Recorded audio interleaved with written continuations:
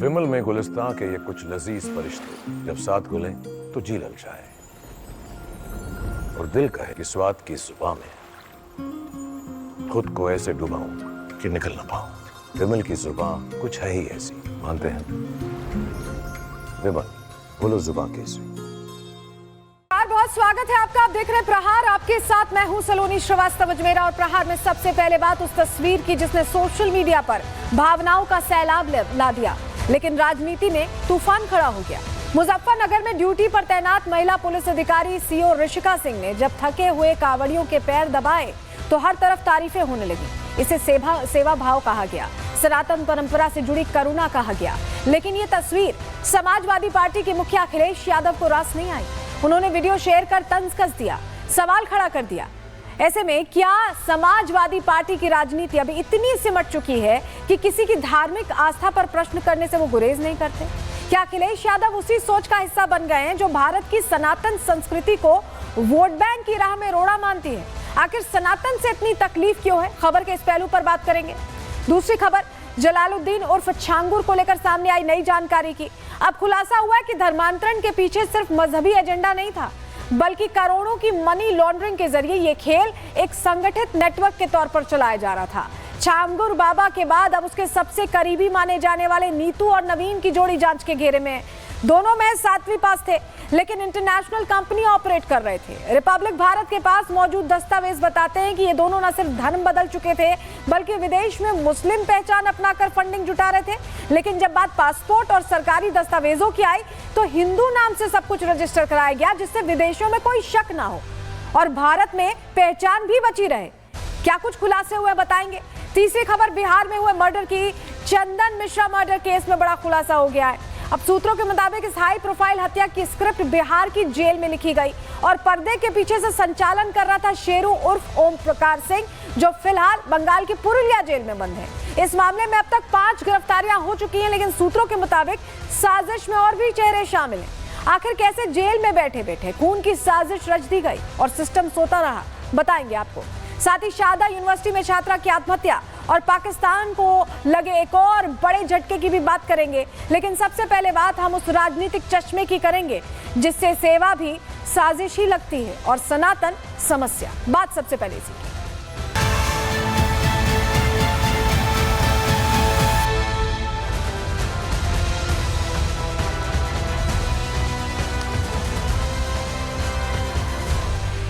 शिव भक्तों की सेवा करती महिला पुलिस ऑफिसर की तस्वीर वायरल हुई। योगी सरकार इसे सेवा भाव बता रही थी, लेकिन अखिलेश यादव को इसमें भी सियासत नजर आ गई। सवाल यह है कि क्या सनातन परंपरा से जुड़ी हर तस्वीर अब समाजवादी पार्टी के लिए राजनीतिक खतरा बन चुकी है?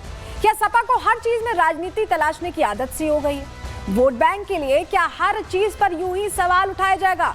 क्यों हम ऐसा कह रहे हैं, चलिए डिटेल में पहले आपको खबर बताते हैं कि हुआ क्या है। क्योंकि अखिलेश यादव की जो आदत है ना सनातन विरोध करने की, वो आदत लगातार बनी हुई है और एक बार फिर उन्होंने सवाल उठाए उन तस्वीरों को लेकर जो सेवा भाव से भरी थी। पहले तस्वीर आपको दिखा रहे हैं, ये सीओ ऋषिका सिंह है और ये मुजफ्फरनगर यूपी की तस्वीर है। वहीं पर ये अधिकारी है जहां पर इनकी तैनाती थी और जब महिला कांवड़ियों को थके हारे इन्होंने आते देखा तो इन्होंने मानवता के नाते या ये कहें कि सेवा भावना के नाते उन्होंने कांवड़ियों की थोड़ी सेवा कर दी। और इस तस्वीर को कोई भी देखेगा तो तारीफ ही करेगा कि यह मानवता के लिए की गई चीज है। लेकिन इस पर भी सियासी एंगल अखिलेश यादव खोज ही चुके हैं, क्योंकि अखिलेश सनातन के लिए कुछ भी होता है तो बहुत अलग तरीके की बयानबाजी करते हैं। कथावाचकों को लेकर बयान या निरुद्धाचार्य महाराज का वीडियो वायरल करना, इटावा वाली जो घटना उसे दूसरा रंग देना, ये सब अखिलेश की आदत है। लेकिन इस बीच पूरी खबर जरा आपको बताते हुआ क्या है। तस्वीर आपने देख ली। कांवड़ यात्रा को लेकर पुलिस प्रशासन ने पुख्ता इंतजाम किया। ऐसे में पुलिस अधिकारी भी कांवड़ रूट की सुरक्षा व्यवस्था में जुटे हुए हैं। मुजफ्फरनगर में सीओ ऋषिका सिंह का वीडियो सामने आया, जो तस्वीर अभी हमने आपको दिखाई। ड्यूटी के साथ उन्होंने कांवड़ियों की सेवा की। शिव भक्तों के पैर दबाने का उनका ये वीडियो वायरल हो गया। ऐसे में सपा अध्यक्ष अखिलेश यादव ने वीडियो शेयर करके तंज कस दिया। लिखा कि सेवा का भाव अच्छा है अगर उसके पीछे का भाव अच्छा है। यानी एक तरह से उन्होंने 2 तरह की बातें कर दी। ट्वीट क्या किया है चलिए आपको जरा दिखा देते, क्योंकि अखिलेश ने ट्वीट सीधा साधा नहीं किया, सेवा भाव की तारीफ करते, वैसा ही ट्वीट कर देते, लेकिन उनके ट्वीट को दो अर्थों में निकाला जा रहा है, मतलब निकाला जा रहा है। ये देखिए, सेवा का भाव अच्छा है अगर उसके पीछे का भाव अच्छा हो, यानी सेवा किसी और भाव से की जा रही है, ये अखिलेश यहाँ इंगित करना चाहते हैं, यहाँ दिखाना चाहते हैं। यानी राजनीति का ये मौका भी अखिलेश ने नहीं छोड़ा।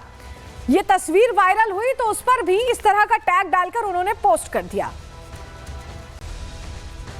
देखिए, खुलकर तो यहाँ कुछ नहीं कह रहे हैं अखिलेश यादव, लेकिन इशारों इशारों में राजनीति की कोशिश, वोट बैंक वाली कोशिश, सारी कोशिशें दिखाई दे रही हैं। रिपोर्ट इसी से जुड़ी आपको दिखा रहे हैं।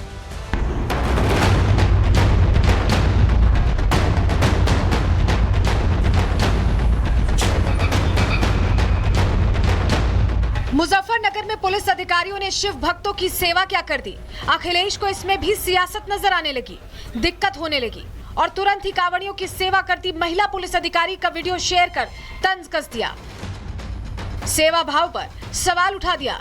लेकिन हैरानी की बात तो यह है कि जहां एक तरफ इस सेवा भाव के लोग जमकर तारीफ कर रहे हैं, तो वहीं अखिलेश इशारों इशारों में सेवा पर सियासी खेल शुरू कर चुके हैं। दरअसल सावन के महीने में हरिद्वार से गंगा जल लेकर लाखों कांवड़िए पैदल ही यूपी के मुजफ्फरनगर जिले से गुजर रहे हैं। कांवड़ियों की यात्रा को सुगम बनाने के लिए यूपी पुलिस के हजारों जवान 24 घंटे तैनात हैं। मुजफ्फरनगर के फुगाना थाने की सीओ ऋषिका सिंह भी कांवड़ियों की सुरक्षा में तैनात हैं। ड्यूटी के दौरान सीओ ने एक कांवड़ शिविर का दौरा किया, जहां थके मांदे कांवड़िए आराम कर रहे थे। पैदल चलने वाले कांवड़ियों का कष्ट देखकर सीओ ऋषिका सिंह खुद महिलाओं और बच्चों की सेवा करने लगी। ऋषिका सिंह ने बुजुर्ग महिलाओं के पैरों को अपने हाथों से दबाया और मालिश की। सीओ ऋषिका सिंह ने कहा कि कांवड़ियों की सेवा करके वो भी अपनी ड्यूटी ही निभा रही हैं। मैंने ऐसा थोड़ा सा मुझे महसूस हुआ, मैंने कुछ वहाँ महिला कांवड़िया थी उनसे बात करी, तो उन्होंने ये सेम चीज़ जो मेरे दिमाग में चल रही थी मुझे बताई, तो मैंने जो भी मुझे उस टाइम सही लगा मैंने वो अपनी तरफ से किया है। हालांकि कोई पहली बार नहीं है जब अखिलेश यादव ने सनातन का अपमान करने की कोशिश की हो। इससे पहले भी कई मौकों पर अखिलेश की सनातन विरोधी मानसिकता सामने आती रही है, लेकिन इस बार संत समाज ने अखिलेश को आईना दिखा दिया है। दावा किया है कि एक मजहब का वोट पाने के लिए अखिलेश ने हिंदुओं की आस्था को चोट पहुंचाने का बेड़ा उठा रखा है। मजहब का वोट पाने के लिए अखिलेश यादव जी ने तुष्टीकरण की सारी सीमाएं लांघ दी है। सनातन हिंदू आस्था का निरंतर विरोध करना अखिलेश यादव जी की हैबिट हो गई है। दैनिक दिनचर्या में इन्होंने सनातन का विरोध करने का बेड़ा उठा रखा है। संत समाज ही नहीं, बीजेपी ने भी अखिलेश पर जमकर निशाना साधा। आरोप लगाया कि बलरामपुर में धर्मांतरण का गैंग चलाने वाले छांगुर बाबा पर तो अखिलेश कुछ नहीं बोलते, लेकिन हिंदुओं की आस्था के साथ खिलवाड़ करते रहते हैं। हमारे पूर्व मुख्यमंत्री वो तो सेवा भाव छांगुर को बचाने के लिए कर रहे हैं। एक भी बयान आया क्या छांगुर पे? उन पे नहीं आएगा। इसलिए शर्म ऐसे व्यक्ति को करना चाहिए जो अपराध के साथ खड़ा है, अपराधी के साथ खड़ा है। शर्म आनी चाहिए ऐसे पूर्व मुख्यमंत्री पर जो छांगुर पर एक शब्द नहीं बोल रहे हैं और हिंदू धर्म पर प्रतिदिन कटाक्ष है। हालांकि सीओ ऋषिका सिंह की तस्वीरों से अखिलेश को परेशानी होना लाजमी भी है, क्योंकि समाजवादी पार्टी की सरकार के दौरान न ही कांवड़ यात्रियों के लिए इंतजाम किए जाते थे और न ही इस तरीके की सुरक्षा व्यवस्था रहती थी, बल्कि अखिलेश की सरकार के दौरान तो कांवड़ यात्रा पर कई तरह के प्रतिबंध लगा दिए गए थे, जिन्हें योगी सरकार ने खत्म किया। यही वजह है कि सीएम योगी विपक्ष की वोट बैंक वाली सियासत पर तीखा हमला करते रहे हैं।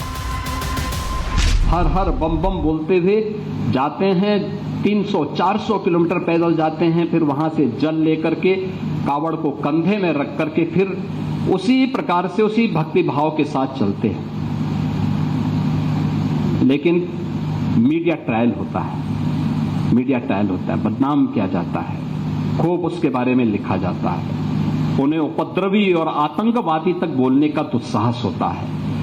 यह वह मानसिकता है जो हर प्रकार से भारत की विरासत को अपमानित करना चाहती है। साफ है कि एक तरफ योगी राज में कांवड़ यात्रियों के लिए पुख्ता इंतजाम हो रहे हैं, पुलिस अधिकारी सेवा भाव से ड्यूटी कर रहे हैं, शिव भक्तों के पैर दबा रहे हैं, लेकिन ये तस्वीर अखिलेश को पसंद नहीं आ रही, क्योंकि जिस चश्मे से अखिलेश देख रहे हैं वो सियासी है। Bureau report, Republic Bharat. वहीं उत्तराखंड में मंत्री ज्योति प्रसाद गैरोला कह रही कि क्या किसी और धर्म के लिए भी अखिलेश ऐसा बोलेंगे? सुनिए जरा। उत्तराखंड के आंदोलनकारियों पर गोली चलाने वाले लोग, गोली चलाने वाली समाजवादी पार्टी, राम भक्तों का कत्लेआम करने वाली यह पार्टी और उसके सरगना अखिलेश यादव, इनके शुरू से ही यह हमारी आस्थाओं के ऊपर, हमारी व्यवस्थाओं के ऊपर, हमारे धर्म के ऊपर, हमारी परंपराओं के ऊपर इन्होंने बार बार प्रहार करने का काम किया। इसलिए जनता ने इनको किनारे बैठा रखा है। मैं अखिलेश यादव के इस बयान की पूरी निंदा करता हूँ। वहीं शहाबुद्दीन रिजवी बरेलवी अब अखिलेश यादव का विरोध कर रहे हैं और कह रहे हैं कि ऐसा बयान देने से पहले उन्हें सोचना समझना चाहिए। सोचिए, उन्हें अब अखिलेश यादव को समझाना पड़ रहा है। सुनिए जरा। उन्होंने मुख्यमंत्री योगी आदित्यनाथ पर यह कहा कि वो एक आदेश दे दें ताकि तमाम अधिकारी लोग जो है वो कांवड़ यात्राओं के जो लोग हैं उनके हाथ पैर दबाएं। तो उस पर दूसरे पक्ष के लोग ये भी पूछ सकते हैं कि क्या उन्होंने अपने शासनकाल में मुहर्रम के जुलूस निकालने वालों के हाथ पैर दबाए थे? दोनों लोग जिम्मेदार लोग हैं और एक सम्मानित लोग हैं। ऐसे लोग इस तरह से एक मजाक करेंगे तो इससे समाज पर गलत तासुर कायम होगा।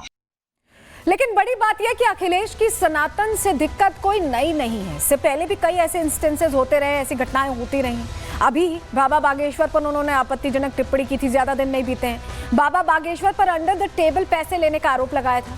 अखिलेश ने राम मंदिर से कैसे दूरी बनाई थी जब प्राण प्रतिष्ठा हो रही थी, वो दौर भी आपको याद होगा कि उनको पहले कह रहे थे निमंत्रण नहीं मिला, फिर कह रहे थे निमंत्रण मिला, बड़े कंफ्यूज थे। अखिलेश ने महाकुंभ पर सवाल खड़े किए थे। पीडीएफ पत्रकारिता का वो दौर याद होगा, जमकर भ्रम फैलाया था महाकुंभ के खिलाफ, हालांकि बाद में स्नान करने भी गए थे। गौशाला से दुर्गंध आती, ये भी अखिलेश का ही बयान था और कह रहे थे कि हम पीडीएफ परफ्यूम ला रहे हैं उसके लिए। सीएम योगी के भगवा कपड़ों पर, गेरुए पर उन्होंने टिप्पणी की थी।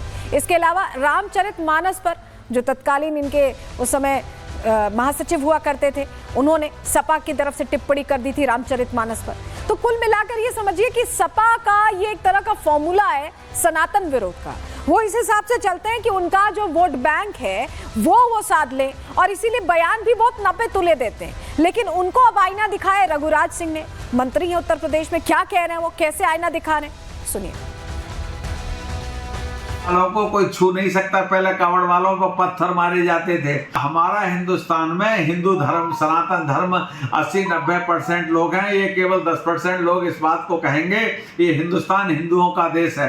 ये जितने मुसलमान हैं 99% कन्वर्टेड हैं और ये हिंदू न रह सके। और ये औरंगजेब के टाइम में ये सब मुसलमान हो गए, तो ये अकबरिया हैं, ना तो ये हिंदू हैं ना मुसलमान हैं।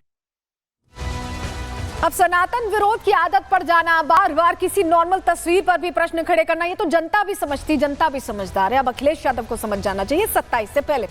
आगे बढ़ रहे हैं, अगली खबर की अब बात कर रहे हैं और चलिए अब बात काला साम्राज्य की करते हैं। छांगुर के काले साम्राज्य की कलई धीरे धीरे खुल रही है, जानकारियां निकल कर सामने आ रही हैं। अब क्या खुलासे हुए हैं इस चंक में आपको बताने जा रहे हैं। देखिए, धर्म बदला, पहचान बदली, लेकिन पासपोर्ट पर नाम हिंदू रखा जिससे विदेश में फंडिंग मिले और देश में शक ना हो।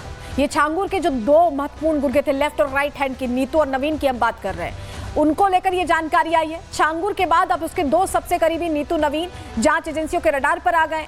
7वीं पास थे ये दोनों, 7वीं पास ये जोड़ी करोड़ों की शेल कंपनियां चला रही थी। सोचिए, विदेशी अकाउंट्स तक पैसे भेज रही थी। कैसे प्रॉक्सी कंपनीज के जरिए छांगुर गैंग को फंडिंग की गई है, अब आपको पूरी डिटेल इस खबर पर देने जा रहे हैं, इस खबर आपको बताने जा रहे हैं, क्योंकि छांगुर के जो सबसे करीब रहे हैं नीतू और कहा जा रहा है नवीन, नसरीन या जमालुद्दीन भी आप कह सकते हैं, जो इनका धर्मांतरण के बाद नाम था, इनको लेकर क्या नई जानकारी आप सामने आई, चलिए फटाफट आपको बता देते हैं। छांगुर के करीबी नसरीन और नवीन को लेकर खुलासे हुए हैं। हाउसवाइफ बनकर शारजा गई थी नीतू उर्फ नसरीन और साल 2014 में शारजा ये गई थी। नीतू उर्फ नसरीन ने दुबई में पासपोर्ट अपना एक्सटेंड करा लिया था। नवीन या जमालुद्दीन कह सकते हैं आप उसे, वो पासपोर्ट और वीजा अब सामने आ गया है 2016 से 2026 तक। जमालुद्दीन के पासपोर्ट की वैलिडिटी थी, अब पासपोर्ट सामने आ गया, जिससे समझ में आ रहा है कि ये बार बार ट्रैवल करते थे, किस नाम से ट्रैवल करते थे, क्यों ट्रैवल करते थे, ये सारी जानकारियां मिल रही है। और इस बीच एक बड़ी खबर आ रही है, उसका रुख कर रहे हैं, इसी खबर से जुड़ी आपको बताएं, छांगुर का हिजबुल्लाह कनेक्शन सामने आ गया। ये इस वक्त की सबसे बड़ी खबर है।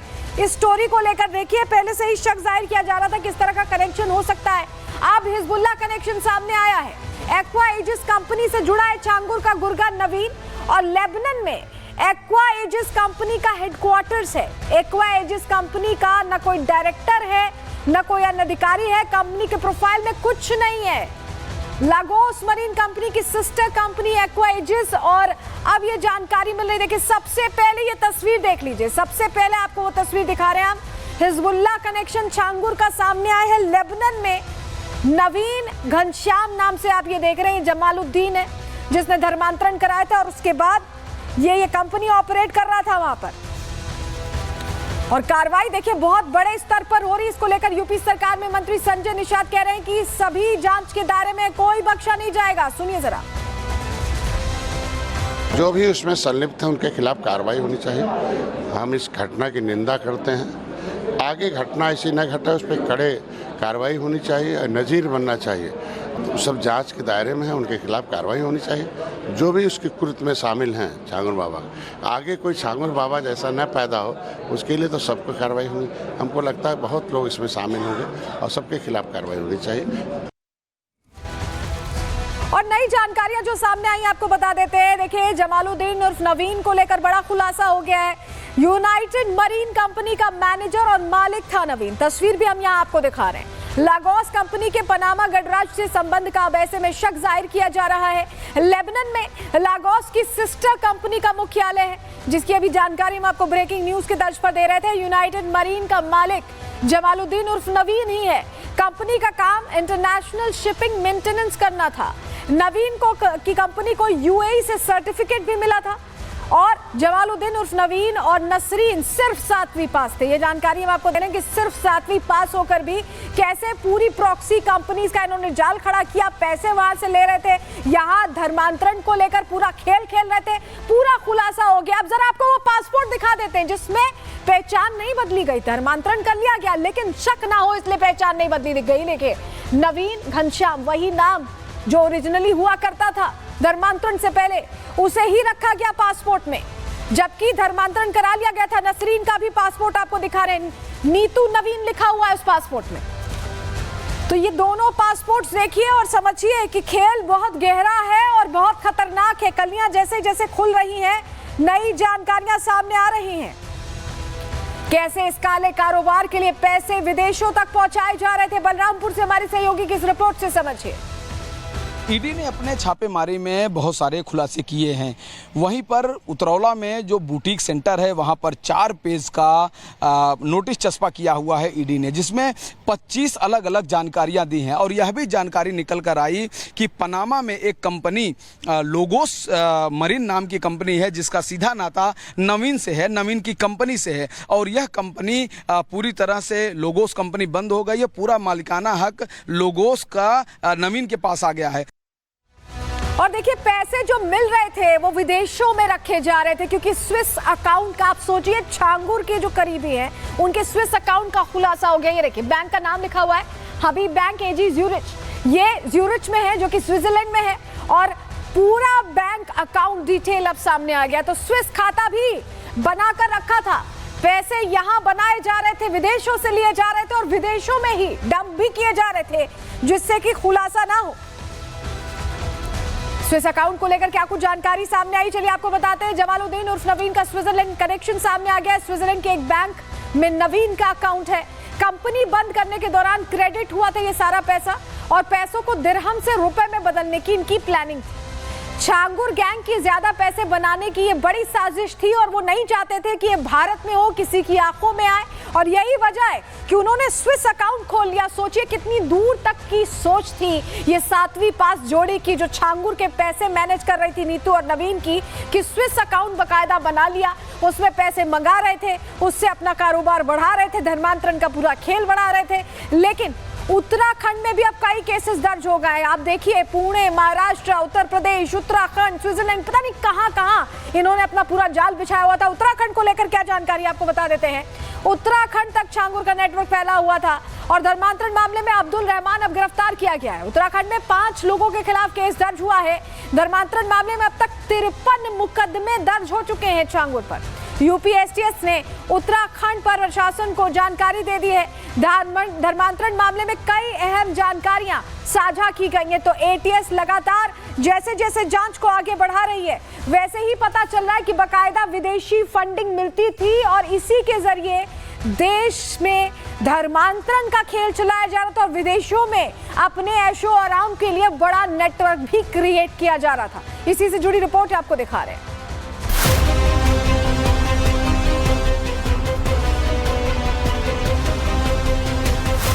छांगुर के अवैध धर्मांतरण मामले में जैसे जैसे जांच आगे बढ़ रही है, हर दिन नए खुलासे सामने आ रहे हैं।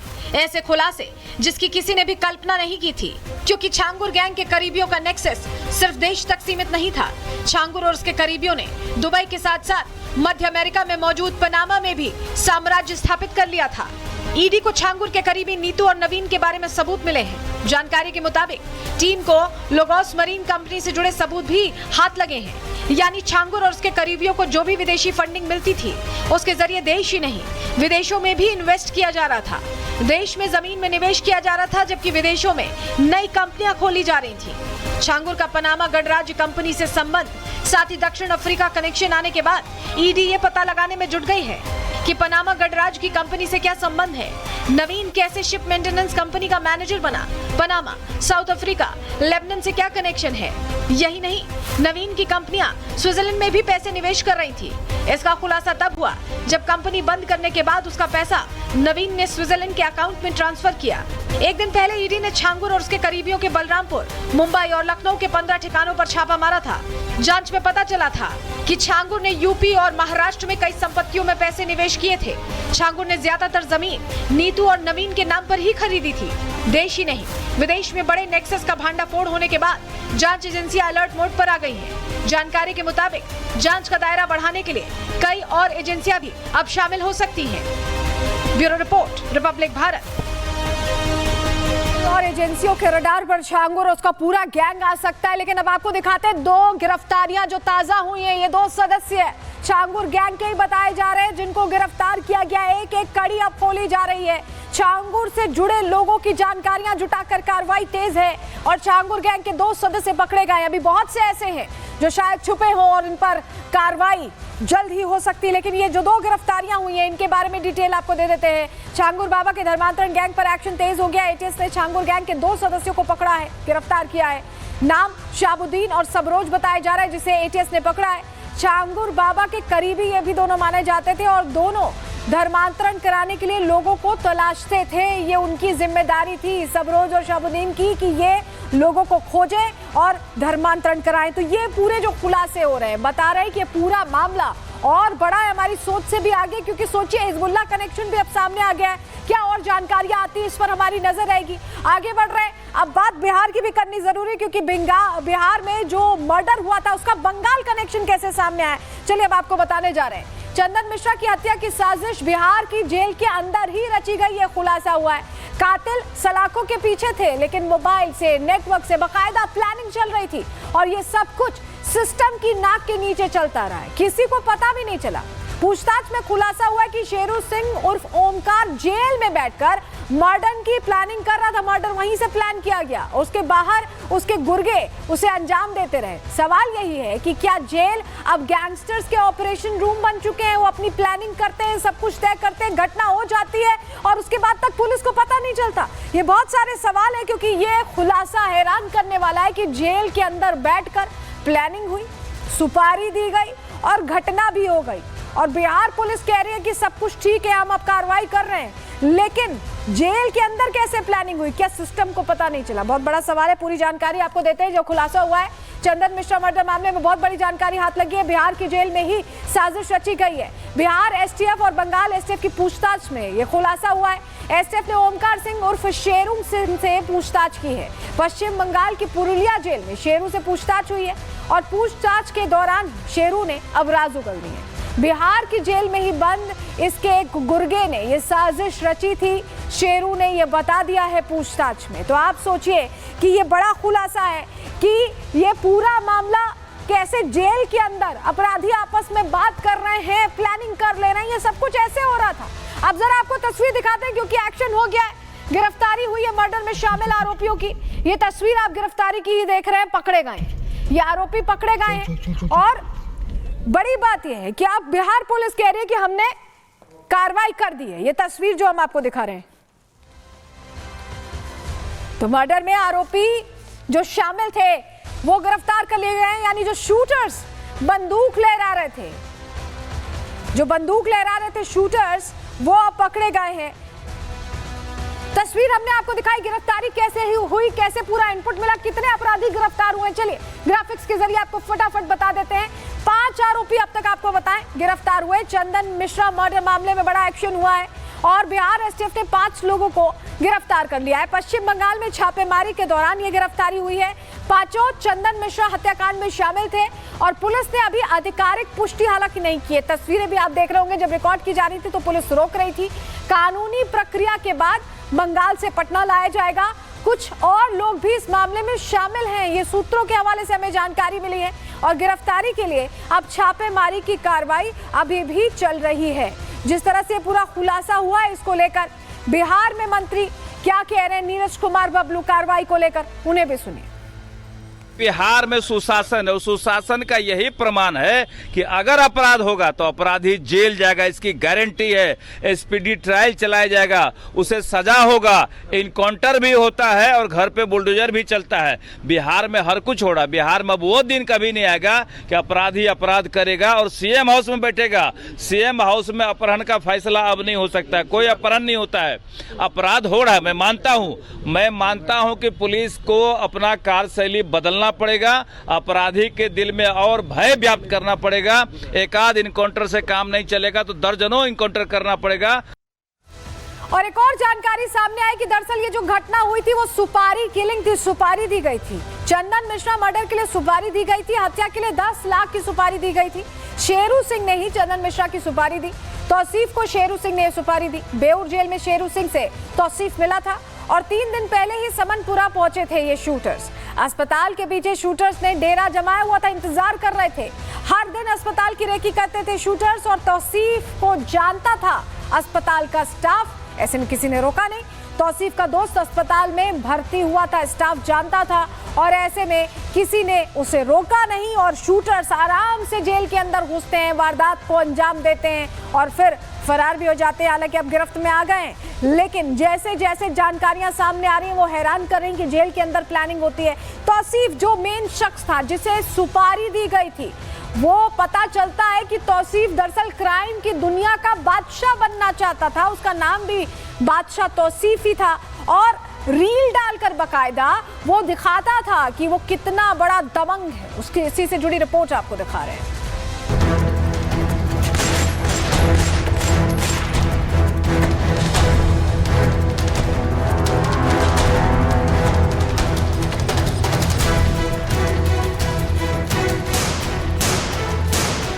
बिना मास्क, कैमरे पर नजर और बेखौफ चाल, पटना के पारस हॉस्पिटल में शूटआउट को लीड करने वाले इस शख्स का नाम है तौसीफ। सीसीटीवी फुटेज में इसकी चाल ढाल को देखकर समझ आ रहा है कि इसे किसी का कोई खौफ नहीं था। तभी तो तौसीफ वार्ड में घुसने से पहले एकदम आराम से पिस्टल निकालता है, कैमरे की तरफ देखते हुए रूम में घुसता है और गोली मारने के बाद एकदम आराम से बाहर निकलता है, जबकि तौसीफ के बाकी साथी दौड़कर बाहर आते हैं। जानकारी के मुताबिक चंदन मिश्रा के मर्डर के बाद तौसीफ ने वीडियो भी बनाया था और मौत कंफर्म करने के बाद ही कमरे से बाहर निकला था। हालांकि तौसीफ अभी पुलिस की गिरफ्त से बाहर है, लेकिन उसका शौक क्राइम का बादशाह बनने का था। यही वजह है कि तौसीफ अपना नाम तौसीफ बादशाह लिखता है। पुलिस के मुताबिक तौसीफ बादशाह पटना के फुलवारी शरीफ का रहने वाला है। पिता का हार्डवेयर का व्यवसाय है और माँ एक शिक्षिका है। उसने सेंट कैरन स्कूल से पढ़ाई की है। तौसीफ का पहले से ही आपराधिक रिकॉर्ड रहा है। आर्म्स एक्ट के तहत एक मामले में उसका नाम दर्ज है। तौसीफ हाल ही में सुपारी किलिंग में शामिल हुआ था। उसने हत्याओं को अंजाम देने के लिए पैसे लेना शुरू कर दिया था। रियल लाइफ में अपराध करने के साथ ही तौसीफ की रियल लाइफ भी उसके गुनाहों की गवाही देती है। तौसीफ बादशाह सोशल मीडिया पर काफी एक्टिव है। तौसीफ के इंस्टाग्राम अकाउंट पर कई रील्स हैं, जिसमें वो पटना में गाड़ी चलाते हुए दिखाई दे रहा है। एक रील में तो खुद को पटना का राजा लिखा हुआ है।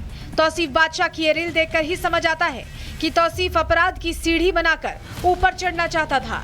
दाऊद की तरह ही खुद का नाम जुर्म की दुनिया में करना चाहता था और इसकी शुरुआत वो कर भी चुका है।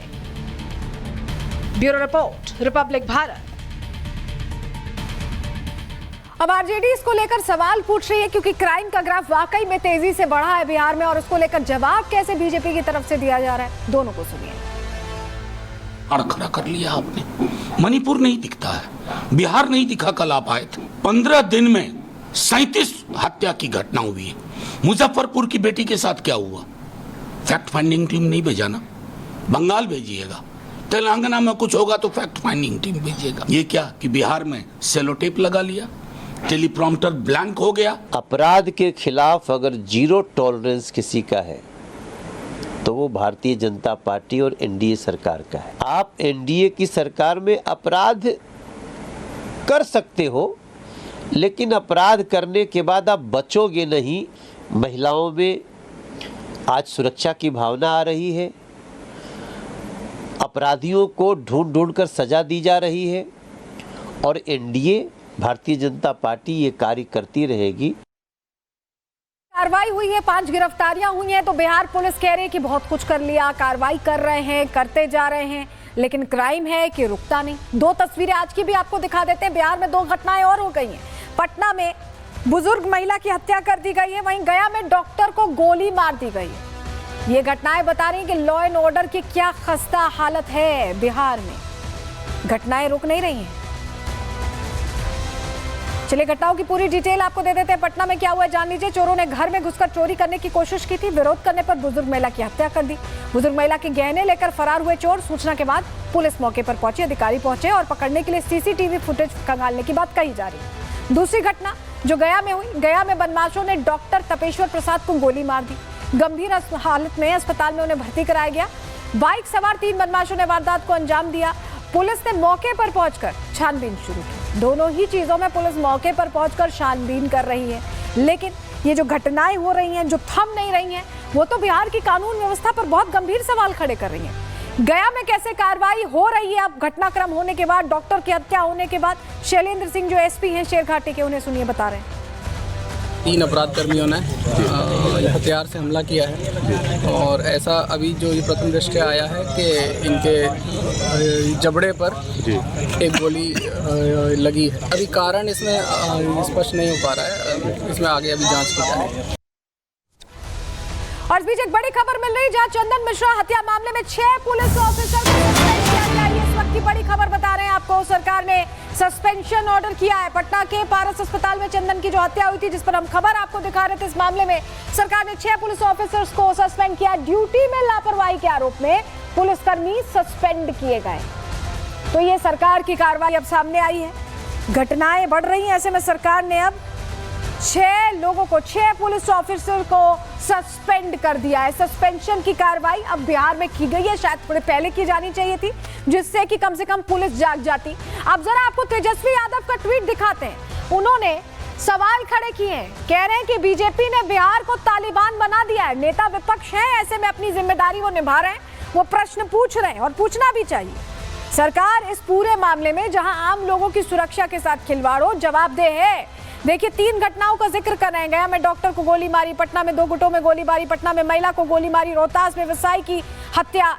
तो ये सवाल तेजस्वी आप पूछ रहे हैं, और सिर्फ तेजस्वी ही सवाल नहीं कर रहे हैं। सरकार में रह चुके चिराग पासवान, जो सरकार का हिस्सा भी रह चुके हैं, गठबंधन में भी है, वो भी कह रहे हैं कि ये नहीं चलेगा बिहार में। सुनिए जरा। जवाबदेही तय होनी चाहिए, मैं पहले ही इस बात को कह चुका हूँ। हकीकत यह है कि अगर एक भी आपराधिक घटना होती है तो प्रशासन को जिम्मेदारी लेनी होगी। एडीजी लॉ एंड ऑर्डर इस तरीके की बातें कतई नहीं कह सकते हैं कि भाई बरसात के से पहले इस तरीके की घटनाएं होती हैं। क्यों? क्योंकि किसान खाली बैठा रहता है। भाई जो अन्नदाता है हमारा, आप उसके ऊपर इस तरीके का आप आरोप लगा रहे हैं, और ये आरोप नहीं लगा रहे हैं, आप लीपापोती कर रहे हैं। आप अपनी जिम्मेदारियों से आप भागने का कार्य कर रहे हैं, जो कि कतई स्वीकार्य नहीं है। आपकी जवाबदेही बनती है, जिम्मेदारी आपको लेनी होगी। तो चिराग पासवान को आप सुन रहे थे, वो कह रहे हैं कि जिम्मेदारी से भागने का काम करें। आपको वो एडीजी तो याद है ना, जिन्होंने कहा था कि अपराध का मौसम आता है, किसान अभी फ्री हैं, मई जून के महीने में अपराध होते हैं। उन्होंने जैसे गर्मी का मौसम आता है, ठंडी का मौसम आता है, वैसे उन्होंने कहा कि अपराध का मौसम आता है। अब अपने उसी बयान पर जब सवाल खड़े किए गए तो कैसे पलट रहे, यू टर्न ले रहे हैं, माफी मांग रहे हैं, उन्हें भी सुना। मेरे द्वारा जो वक्तव्य दिया गया उसका तात्पर्य यह नहीं था कि हमारे देश के किसान भाई, हमारे अन्नदाता का किसी तरह से आपराधिक घटनाओं से कोई लेना देना है, बल्कि वे हमेशा हमारे सम्मान के पात्र हैं। प्रत्येक आपराधिक घटनाओं के पीछे सिर्फ अपराधी होते हैं और उनका कोई जाति या धर्म नहीं होता है। इस बीच अभी हमने आपको बताया कि 6 पुलिसकर्मियों का सस्पेंशन किया गया। इसके अलावा क्या एक्शन लिया है सरकार ने? जिस तरह से बिहार में क्राइम बढ़ रहा है उसको लेकर बता देते हैं। कानून व्यवस्था पर बिहार सरकार ने बड़ी कार्रवाई की है। बिगड़ती कानून व्यवस्था के बीच प्रशासनिक फेरबदल भी हुआ है। बिहार में 40 पुलिस अधिकारियों का तबादला हुआ है। बिहार में कई जिलों के एसडीपीओ और एएसपी बदले गए हैं। पटना, बक्सर, छपरा, सुपौल समेत कई जिलों में नई तैनाती भी की गई। तो चलिए, अब तैनाती हो रही है, सरकार कुछ फैसले ले रही है, लेकिन शायद ये फैसले थोड़े पहले लिए गए होते, शायद ये फैसले थोड़े बेहतर किए गए होते तो ये नौबत ही नहीं आती कि जिस तरह से हम क्राइम की खबर। तो देखिए, कॉलेज प्रबंधन तो कुछ बोल नहीं रहा, मामले में जांच की बात कही जा रही, 2 लोगों की गिरफ्तारी हुई है। इस खबर पर हमारी नजर रहेगी, आगे बढ़ रहे हैं। अब बात पाकिस्तान की करें, जिसे कौन झटका लगा है। ऑपरेशन सिंदूर के बाद रोज एक बुरी खबर पाकिस्तान के लिए आ जाती है और अब तो टीआरएफ को आतंकी संगठन घोषित करने के बाद पाकिस्तान में जैसे हड़कंप मचा हुआ है। बौखलाहट साफ नजर आ रही है, क्योंकि अब तक जो चीन उनके सबसे बड़े समर्थकों में से थे, उन्हें हथियार दे रहे थे, सब कुछ कर रहे थे, उसने भी अब इनका साथ छोड़ दिया है। चीन की तरफ से भी अब पाकिस्तान के लिए कैसा बयान आया है और ये बयान कैसे बड़ा झटका पाकिस्तान के लिए अब आपको बताने जा रहे हैं, क्योंकि पाकिस्तान को तो ये लग रहा था कि चीन उनके साथ खड़ा रहेगा हमेशा, लेकिन ऐसा हुआ नहीं है। क्या बयान आया, चलिए पहले आपको बता देते हैं चीन कैसे किनारे हुआ है। पाकिस्तान को चीन ने आईना दिखा दिया है। टीआरएफ के आतंकी संगठन घोषित होने के बाद बयान सामने आया है। चीन के विदेश मंत्रालय के प्रवक्ता लिन जियान का बयान है कि चीन सभी प्रकार के आतंकवाद का दृढ़ता से विरोध करता है। 22 अप्रैल को हुए आतंकवादी हमले की कड़ी निंदा करता है। चीन विभिन्न देशों से आतंकवाद रोधी सहयोग बढ़ाने और संयुक्त रूप से क्षेत्रीय सुरक्षा और स्थिरता बनाए रखने का आह्वान करता है। ये चीन की तरफ से कहा गया है। तो सोचिए आप, चीन ने बाकायदा अब पाकिस्तान से किनारा कर लिया है और ये बड़ा झटका है पाकिस्तान के लिए। जरा आपको तस्वीर भी दिखा देते हैं। ये देखिए, पाकिस्तान की इस पर पूरी प्रेस रिलीज आई है। जब टीआरएफ को आतंकी संगठन घोषित कर दिया, तब से पाकिस्तान के पेट में दर्द हो रहा है और ये पूरी प्रेस रिलीज उसी दुख में लंबी चौड़ी लिखकर जारी की गई है, क्योंकि वो आतंकवादी समूहों को समर्थन देते रहते, उनके समर्थक बने रहते हैं। ऐसे में लंबी चौड़ी प्रेस रिलीज में क्या लिखा है पाकिस्तान ने, चलिए आपको बता देते हैं।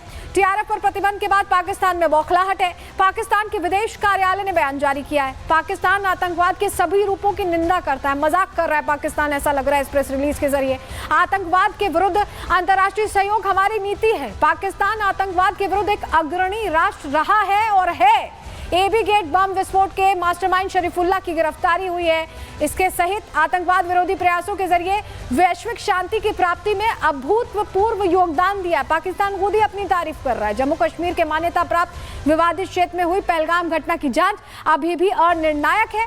पाकिस्तान में प्रतिबंधित एक निष्क्रिय संगठन लश्कर-ए-तैयबा के साथ कोई भी संबंध हकीकत को झुठलाता है।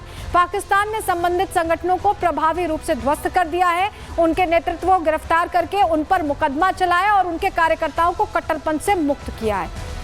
ये सारी बातें पाकिस्तान कह रहा है और कह रहा है कि हम आतंक के खिलाफ कार्रवाई करते हैं। अब ये किसी से भी कहेंगे, भारत को छोड़ दे, विदेश में भी कोई और भी सुनेगा तो उसे भी मजाक लगेगा, लेकिन अब पाकिस्तान अकेला पड़ गया ऑपरेशन सिंदूर के बाद। इसी के साथ आज के लिए प्रहार में इतना ही। कल फिर हाजिर होंगे डिटेल रिपोर्ट के साथ, तब तक के लिए दीजिए इजाजत, नमस्कार।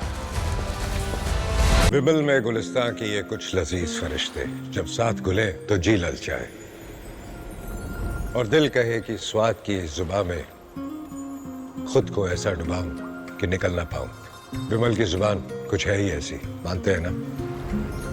विमल, बोलो जुबां केसरी।